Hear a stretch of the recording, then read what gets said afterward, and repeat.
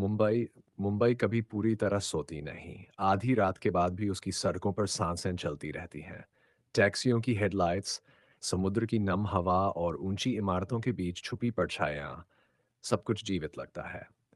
मैं उस रात चर्चगेट से अंधेरी टैक्सी में बैठा था। ड्राइवर चुप था, रेडियो बंद, बस मीटर की टिक टिक और बाहर भागती रोशनी। बारिश की हल्की फुहार शीशे पर पड़ रही थी, जैसे कोई उंगलियों से थपथपा रहा हो। टैक्सी मरीन ड्राइव की ओर मुड़ी। समंदर काला था, शांत नहीं, जैसे भीतर कुछ हिल रहा हो। अचानक ड्राइवर ने बिना कुछ कहे ब्रेक मारे। सामने सड़क खाली थी। क्या हुआ? मैंने पूछा। उसने शीशे के बाहर देखा और बोला, अभी कोई था। मुझे कुछ नहीं दिखा। उसने फिर गाड़ी बढ़ा दी, पर उसके हाथ कांप रहे थे। उस पल पहली बार मुझे लगा कि मुंबई मुझे देख रही है। रात के 2 बज रहे थे जब मैं मलाबार हिल के पास एक पुराने बंगले के सामने उतरा। काम के सिलसिले में शहर आया था और सस्ते में ये जगह मिली थी। गेट पर जंग लगा का ताला, भीतर घना अंधेरा। चौकीदार ने चाबी थमाते हुए बस इतना कहा, लाइट मत बुझाना। मैंने हंसकर बात टाल दी। अंदर कदम रखते ही हवा ठंडी हो गई। दीवारों पर पुराने फ्रेम, जिनमें चेहरों की आंखें अजीब रंग से चमकती थी। ऊपर से पानी टपकने की आवाज, पर बारिश तो बाहर थी। मैंने लाइट जलाई। बल्ब झपक झपक कर स्थिर हुआ। रात काटने के लिए यही जगह थी। आधी रात बीतते बीते नींद टूट गई। लगा कोई सीढ़ियां चढ़ रहा है। लकड़ी चरमराई। मैंने दरवाजा खोला, गलियारा खाली। तभी नीचे से धीमी सी आवाज आई, जैसे कोई नाम लेकर पुकार रहा हो। मेरा नाम।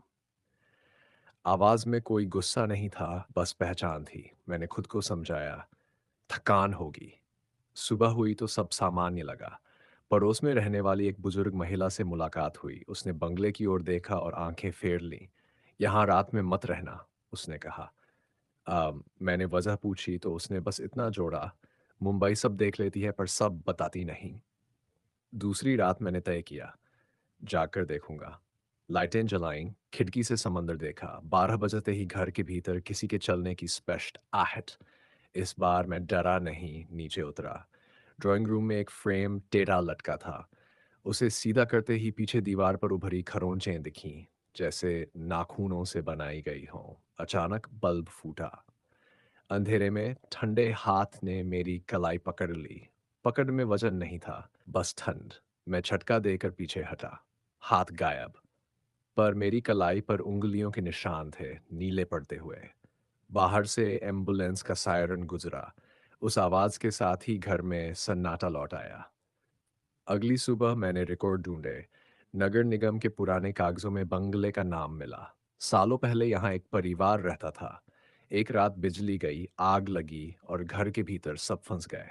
पड़ोसियों ने चीखें सुनी थी। कहते हैं कि तीसरी रात मुंबई में बारिश तेज थी।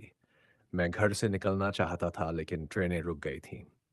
आधी रात को मैंने फिर वही आवाजें सुनी। इस बार कई आवाजें एक दूसरे में उलझी हुई। डर के बावजूद मैंने अपनी आंखें बंद की और अचानक सामने एक दृश्य उभरा। अंधेरा, धुआं और दरवाजे पर रोशनी की एक पतली लकीर। किसी ने कहा, लाइट मत बुझाना। मुझे समझ आया कि ये वही पल है जो बार बार फंस जाते हैं। मैंने तुरंत घर की सभी लाइटें जला दी और जनरेटर स्टार्ट किया। जैसे ही रोशनी फैली, घर हिला, बाइक मानो किसी ने राहत की सांस ली हो। आवाजें धीरे धीरे कम हो गई। आखिर में मैंने एक फुसफुसाहट सुनी, धन्यवाद। सुबह तक बारिश थम गई। बंगला वैसा ही था, लेकिन अब उसमें पहले जैसा भारीपन नहीं था। मैं चुपचाप चाबी लौटाने गया। चौकीदार ने मुझे देखा, मुस्कुराया और कहा, आप रात भर जगे रहे। मैंने सिर हिलाया। उसने दूर समंदर की ओर देखा, जहां धूप फैल रही थी। शहर जाग चुका था।